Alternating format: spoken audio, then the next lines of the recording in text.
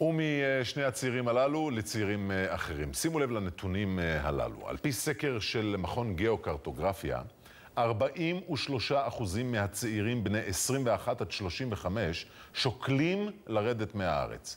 10% מהם מתכוונים לרדת מהארץ. נתון מדהים.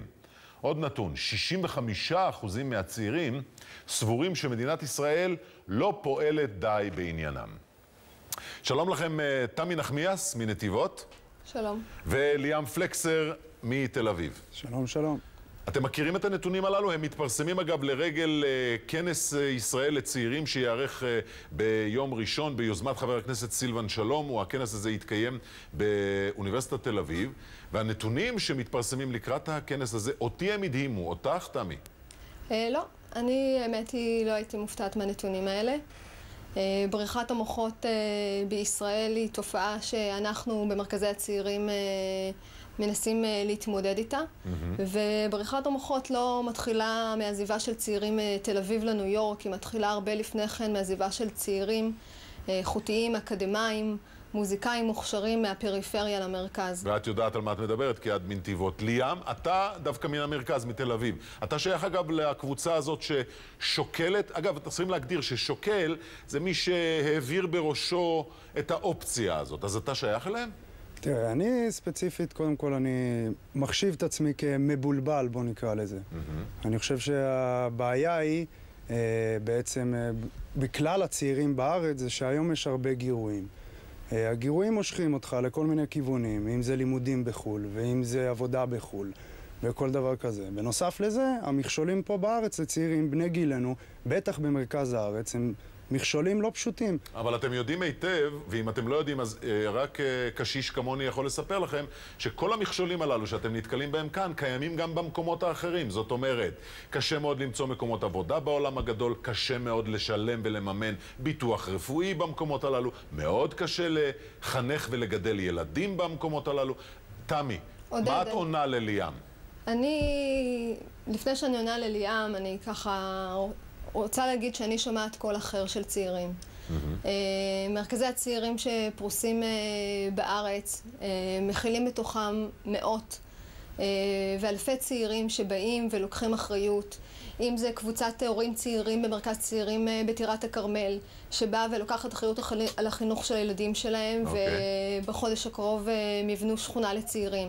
אם זה צעירים בדימונה שיוצאים למאבק להשיג הנחות לאוטובוסים ותחבורה ציבורית שמתקיימת בכל הארץ מלבד באזור הדרום. לענייננו. כן. ליאם? גם אתה מכיר את הדברים הללו שתמי מדברת. אני מכיר את הדברים שתמי מדברת. גם אני לא גדלתי במרכז הארץ, אני אומנם במרכז, אבל גדלתי קצת בפריפריה, גדלתי ביישוב קהילתי.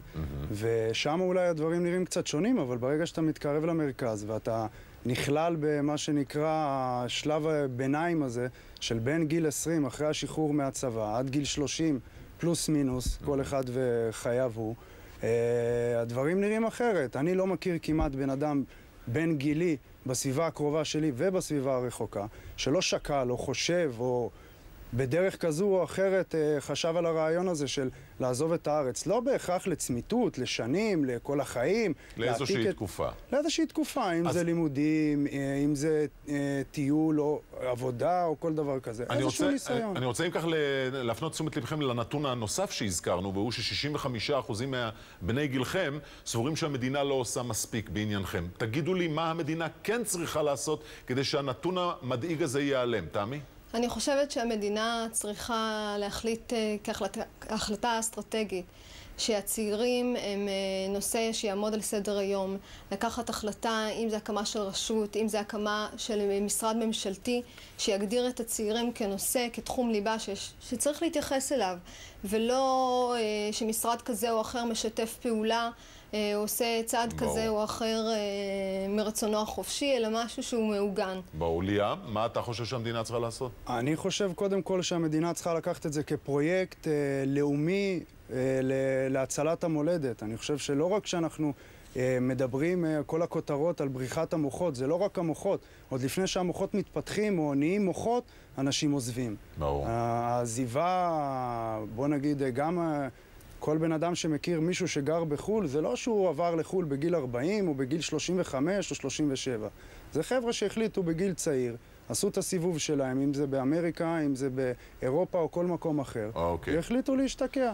חברים יקרים, אני מאוד מקווה שתעשו מחשבה נוספת מאוד טוב פה. ואתם יודעים מה? לא פחות טוב פה מאשר במקומות אחרים. עודד, אני רק רוצה להוסיף ולהגיד 3 שניות יש לך. כל האנשים שנושא הצעירים באמת חשוב לליבם, מוזמנים לקחת חלק בכנס ביום ראשון הקרוב, שידונו שם סוגיות שקשורות לצעירים, ובאמת לקחת אחריות. אנחנו הצעירים כבר כאן, אנחנו לא אדישים, המדינה אדישה אלינו, ואני קוראת למדינה להצטרף. תמי נחמיאס, ליאם פלקסר, אני מאוד מודה לכם שבאתם לכאן. תודה לכם. תודה לכם.